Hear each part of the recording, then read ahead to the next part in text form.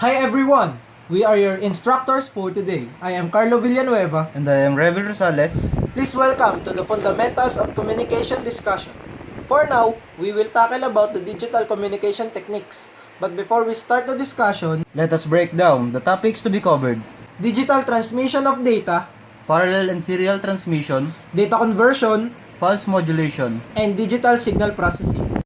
Before a desktop computer that we see today, let's look back to where it came from. Before this, Hashtag throwback. It was an analog computer. Analog computers are so big, it can fit into a 3-story building. Since the mid-1970s, digital methods of transmitting data have slowly replaced analog. Radio communication has remained primarily analog because the type of information to be conveyed is analog and because of the high frequencies involved. Today, digital circuits are fast enough to handle the processing of radio signals. but before that, what is a data? A data refers to information to be communicated. Data is in digital form if it comes from a computer. There are 3 primary reasons for the growth of digital communication systems. First, increased use of computers has made it necessary to find a way for computers to communicate and exchange data.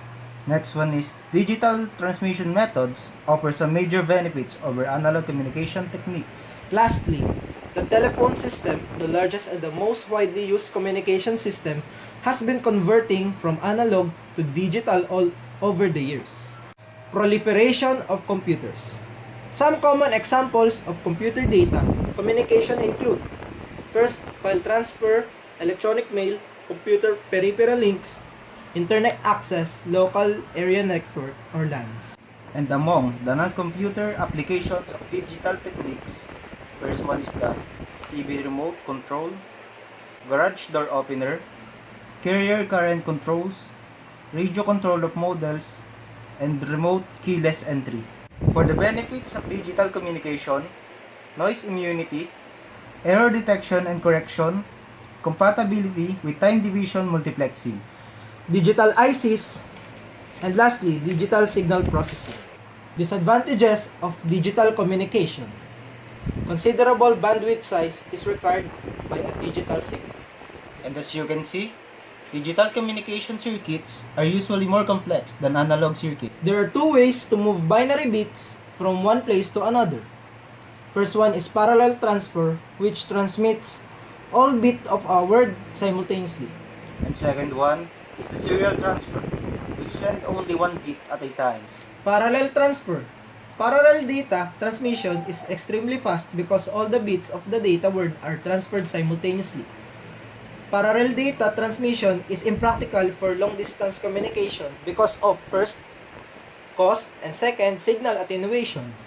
The figure shown is a parallel transmission. Serial transfer. Data transfers in communication systems are made serially. Each bit of a word is transmitted one after another.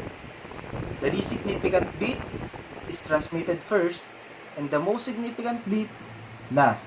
Each bit is transmitted for the fixed interval of time. From this photo, we can easily define the difference between the serial and parallel ports. In parallel to serial conversion, which is the first one, this, we can see that the parallel data loaded is transmitted within the same time. While on the other hand, the serial to parallel conversion, the data is sent one by one, then it is being stored and waits until all the data is transmitted, and then transfer the output. And for additional information, delta modulation is a special form of analog to digital conversion that results in a continuous serial data signal being transmitted. The delta modulator looks at a sample of the analog input signal, compares it to a previous sample, and then transmits a 0 or a 1 if the sample is less than or more than the previous sample. The key to digital communication is to convert data in analog form into digital form. And then once in digital form, the data can be processed or stored. Then the data must usually be reconverted to analog form for final consumption by the user. An analog signal is a smooth or continuous voltage or current variation like this one.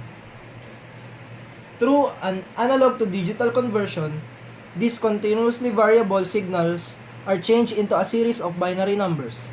Analog to digital conversion is a process of sampling or measuring the analog signal at a regular time intervals. To retain the high frequency information in the analog signal, a sufficient number of samples must be taken to adequately represent the waveform. The minimum sampling frequency is twice the highest analog frequency content of the signal. This minimum sampling frequency is known as the Nyquist frequency. In practice, the sampling rate is much higher, typically 2.5 to 3 times more than the Nyquist minimum. If the sampling frequency is not high enough, aliasing occurs. Aliasing causes a new signal near the original to be created. To eliminate this problem, a low-pass filter called an anti-aliasing filter is usually placed between the modulating signal source and the analog to digital converter input. Samples are being rounded off with respect to their discrete values. This is called quantization. The discrepancy or fluctuation between the analog signal to digitized signal is called quantization error. From here, we can see the components of a digital to analog converter. There are many ways to convert digital codes to proportional analog voltages. The most common methods are the R2R, string, and weighted current source converters. An R2R converter consists of four major sections: the reference, regulator, the resistor network, the output amplifier, and the electronic switches. Another example of a DAC is a string DAC. The string DAC is made up of a series string of equal value resistors forming a voltage divider. This voltage divider divides the input reference voltage into equal steps of voltage proportional to the binary input. The output voltage is determined by a set of enhancement mode MOSFET switches controlled by a standard binary decoder. D2A converter specifications. Three important specifications are associated with D2A converters. First is resolution. It is the small increment of voltage that the D2A converter produces over its output voltage range. Error is expressed as percentage of the maximum or full scale output voltage. It is a reference voltage value.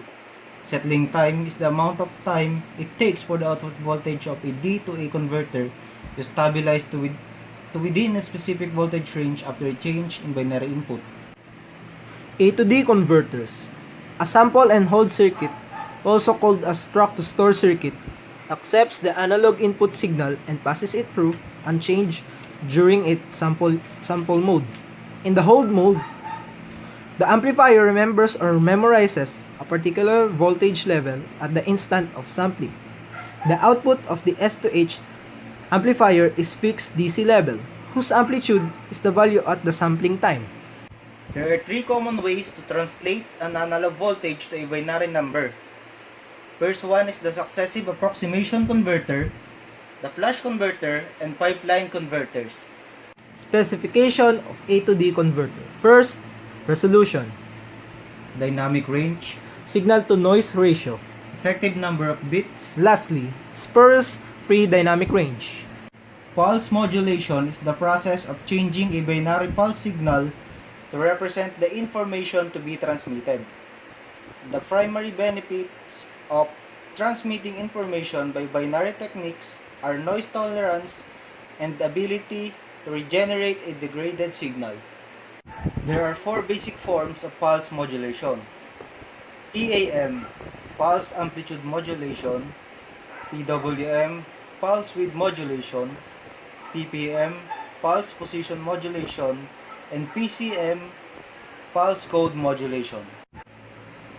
How do they differ? The PAM signal is a series of constant width pulses whose amplitudes vary in accordance with the analog signal.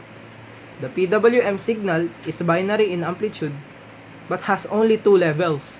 The information signal varies with width or time duration of the pulse. In ppm, the pulse changes position according to the amplitude of the analog signal.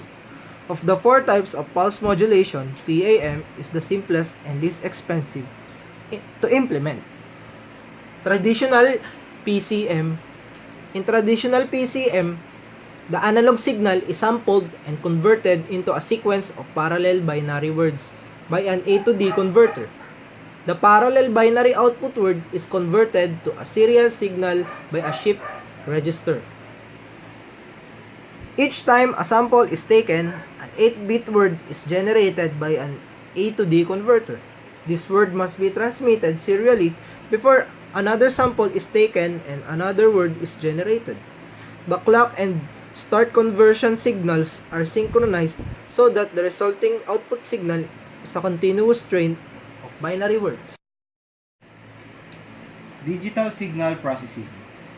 The basis of DSP. DSP is the use of a fast digital computer to perform processing on digital signals. Any digital computer with sufficient speed and memory can be used for DSP. DSP processor. There are two types of DSP processors: von Neumann architecture and Harvard architecture. Von Neumann architecture has only one path between the memory and the CPU, and therefore only one data or instruction word can be accessed at a time. While Harvard architecture have two different paths into and out of the CPU between the memories. Because both instructions and data can be accessed simultaneously, very high-speed operation is possible. But most computers and microprocessors uses von Neumann architecture. DSP applications. The most common DSP application is filtering.